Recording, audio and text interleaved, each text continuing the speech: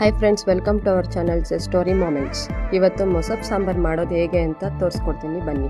ಮೊದಲಿಗೆ ಈರುಳ್ಳಿ, ಬೆಳ್ಳುಳ್ಳಿ, ಟೊಮೊಟೊ, ಗ್ರೀನ್ ಚಿಲ್ಲಿ, ಜೀರಿಗೆ ಮತ್ತು ಸೊಪ್ಪು, ಮೆಂತ್ಯ ಸೊಪ್ಪು, ಪಾಲಕ್ ಸೊಪ್ಪು, ಸಬ್ಬಕ್ಕಿ ಸೊಪ್ಪು, ಚಕ್ಕೋತ ಸೊಪ್ಪು ಎಲ್ಲನೂ ಅರ್ಧ ಕಟ್ ತೊಗೊಂಡಿದ್ದೀನಿ. 1 ಕಪ್ ತೊಗರಿಬೇಳೆನ ವಾಶ್ ಮಾಡಿ ಎತ್ತಿಟ್ಕೊಂಡಿದ್ದೀನಿ.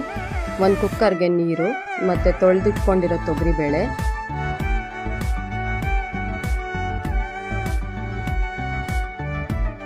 ಸೊಪ್ಪು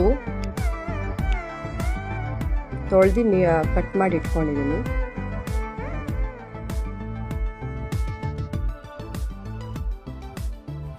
ಈರುಳ್ಳಿ, ಟೊಮೊಟೊ, ಗ್ರೀನ್ ಚಿಲ್ಲಿ,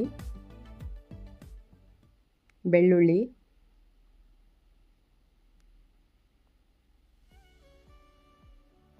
ಜೀರಿಗೆ,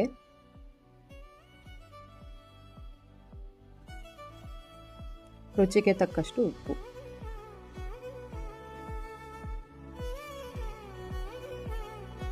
ಈಗ ಕುಕ್ಕರ್ ಲಿಡ್ನ ಮುಚ್ಚಿ 3 ವಿಷಲ್ ಬರೋವರೆಗೂ ವೆಯ್ಟ್ ಮಾಡೋಣ.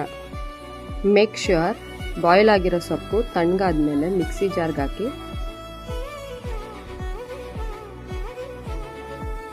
2 ಸ್ಪೂನ್ ಖಾರದ ಪುಡಿ ಹಾಕಿ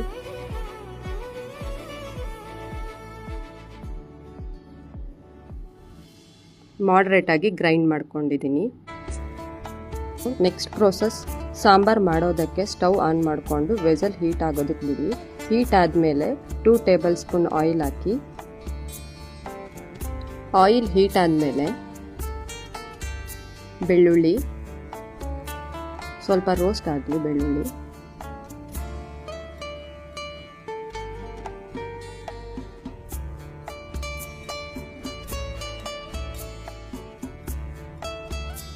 ಜೀರಿಗೆ, ಸಾಸಿವೆ, ಒಣಮೆಣಸಿನ್ಕಾಯಿ, ಕರಿಬೇವು,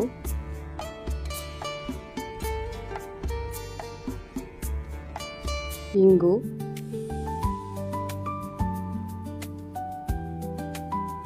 ಈರುಳ್ಳಿ,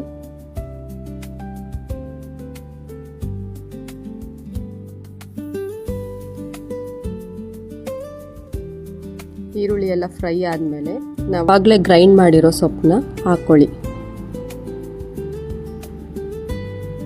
ಸೊಪ್ಪಿಂದ ಸಪ್ರೇಟ್ ಮಾಡ್ಕೊಂಡಿರೋ ನೀರನ್ನ ನಾನಿಲ್ಲಿ ಮಿಕ್ಸ್ ಮಾಡ್ಕೊಳ್ತಾ ಇದ್ದೀನಿ. ನಮ್ಮ ಸಾಂಬಾರ್ ಕನ್ಸಿಸ್ಟೆನ್ಸಿಗೆ ಎಷ್ಟು ಬೇಕೋ ಅಷ್ಟು ನೀರನ್ನ ನೋಡಿಕೊಂಡು ಮಿಕ್ಸ್ ಮಾಡ್ಕೊಳ್ತೀನಿ. 5 ನಿಮಿಷ ಕುದಿಯಲು ಬಿಡ್ತೀನಿ.